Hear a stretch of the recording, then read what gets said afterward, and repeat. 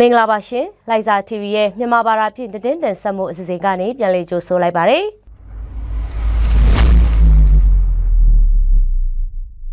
ရှမ်းပြည်နယ်မြောက်ပိုင်းရခိုင်ကစစ်ကောင်စီတပ်ရဲ့အရှေ့မြောက်ပိုင်းတိုင်း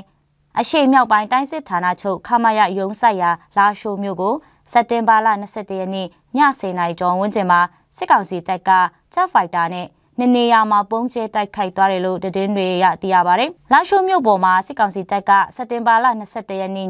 10:00နာရီအချိန်မှာဂျက်ဖိုက်တာတိုက်လေယာဉ်နဲ့နေရာမှာလာရောက်ပုံကျဲတိုက်ခိုက်သွားပြီးပုံကျဲသွားတဲ့နေရာတွေကလာရှိုးမြို့ရပ်ကွက်1မော်ဒယ်ရှင်နာနဲ့လာရှိုးရပ်ကွက်7အထက်က3ကျောင်းမျက်ဆောင်ထိုးနေရာအမျိုးသမီးအိမ်တွင်းမှုတင်တန်းကျောင်းဘေးမှာရှိတဲ့ပြောင်းပွဲရုံတဝိုက်တွေမှာဖြစ်တယ်လို့ဒေသခံတို့ကပြောပါတယ်စကားစားဘကလေနဲ့ဘုံကျဲသွားတယ်ဆိုတာမှန်ကန်ပါတယ်မနေ့ကကျွန်တော်တို့လာရှိုးမြို့မှာတိုက်ပွဲဖြစ်ပွားခြင်းမရှိဘဲနဲ့ကျွန်တော်တို့အယက်သားပြည်သူလူထုတွေရှိနေတဲ့ရက်ွက်တွေမှာဘုံကနှလုံးလာကျဲသွားတယ်ည10:20ဝန်းကျင်မှာကျွန်တော်တို့ရက်ွက်7အထက်က3မျက်နှာဆောင်ထိုးမှာတလုံးကျဲသွားတယ်ပြီးတော့ဒီဘက်ကရက်ွက်1လာရှိုးမိုတေရှက်လမ်းမပေါ်မှာတလုံးကျဲသွားတယ်ကျွန်တော်တို့စစ်ကောင်စီရဲ့ဘုံကျဲတိုက်ခိုက်မှုကြောင့်ကျွန်တော်တို့အရတာပြည်သူလူထုရဲ့နေအိမ်6လုံးထက်မနေရတော့ထိခိုက်ပျက်စီးတယ်လို့ကြားတယ်ဒါပေမဲ့နေအိမ်3အိမ်ကတော့ဆိုးရွားစွာထိခိုက်ပျက်စီးတယ်လက်ရှိချိန်ထိတော့ကျွန်တော်တို့ပြည်သူလူထုတွေထိခိုက်ဒဏ်ရာရတာတော့တခြားတော့ကျွန်တော်တို့မကြားမိသေးပါဘူးဒေသခံတချို့ရဲ့ပြောကြားချက်အရပုံပေါက်ကွဲမှုကြောင့်အရက်သားပြည်သူထိခိုက်မှုတော့မရှိဘူးလို့သိရပါတယ်။လာရှိုးအခြေဆိုင်စစ်ကောင်စီတပ်ရဲ့အရှေ့မြောက်ပိုင်းတိုင်းဌာနချုပ်ကို MNDAA တပ်ဖွဲ့ကပြီးခဲ့တဲ့ဩဂုတ်လ3ရက်နေ့မှာအပြီးသိမ်းပိုက်နိုင်ခဲ့ပြီးတော့အခုချိန်မှာတော့ MNDAA ကိုကန့်တပ်တွေက၎င်းတို့ရဲ့ကိုကန့်အထူးဒေသ1အုပ်ချုပ်ရေးစနစ်ရန်တရားတွေနဲ့အုပ်ချုပ်ဖို့စတင်အသက်သွင်းနေပြီဖြစ်တယ်လို့လည်းသိရပါတယ်။စစ်ကောင်စီတပ်ကလက်လွတ်ဆုံးရှုံးခဲ့ရတဲ့ရှမ်းမြောက်ဒေသမှာလေရင်နဲ့ပုံကျဲတိုက်ခိုက်မှုကြောင့်စက်တင်ဘာလအတွင်းအပြစ်မဲ့အရက်သားပြည်သူ20ကျော်အသက်သေဆုံးခဲ့ရပြီးအိုးအိမ်အများအပြားပျက်စီးခဲ့တယ်လို့တိမ်ဖြူကသတင်းပေးပို့ထားပါတယ်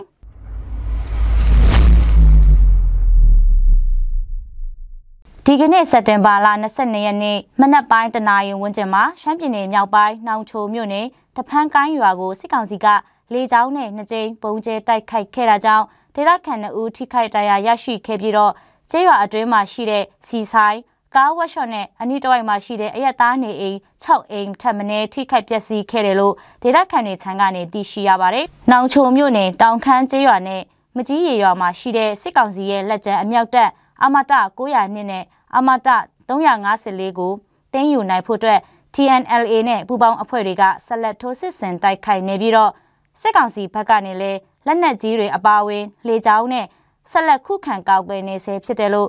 ဒေတာတွင်စစ်ရေးတည်ရမြစ်တွေအရသိရပါတယ်။အလားတူဒီကနေ့မနက်အစောပိုင်းကစပြီးတီဘောမြို့နယ်အတွင်းမှာရှိတဲ့စစ်ကောင်စီရဲ့လက်ကျန်ခလာရ23ခမရ903နဲ့ခမရ904မှာရှိတဲ့စစ်ကောင်စီတပ်သားတွေနဲ့ TNLA ပူးပေါင်းတပ်ဖွဲ့တွေအကြားတိုက်ပွဲတွေဆက်လက်ပြင်းထန်နေပြီးတော့စစ်ကောင်စီကလေကြောင်းနဲ့ပုံကျဲခုခံနေဆဲဖြစ်တယ်လို့တီဘောမြို့ဒေသခံတွေရဲ့ပြောကြားချက်အရသိရပါတယ်။ဒီကနေ့မွန်းလွဲပိုင်း12နာရီခွဲအချိန်မှာကချင်ပြည်နယ်ဖားကန့်မြို့နယ်ဆိုင်းတောင်မှာစစ်ကောင်စီရဲ့လေကြောင်းနဲ့2ကြိမ်ပုံကျဲတိုက်ခိုက်ခဲ့တယ်လို့ KIA ရှေ့တန်းသတင်းရင်းမြစ်တွေအရသိရပါတယ်။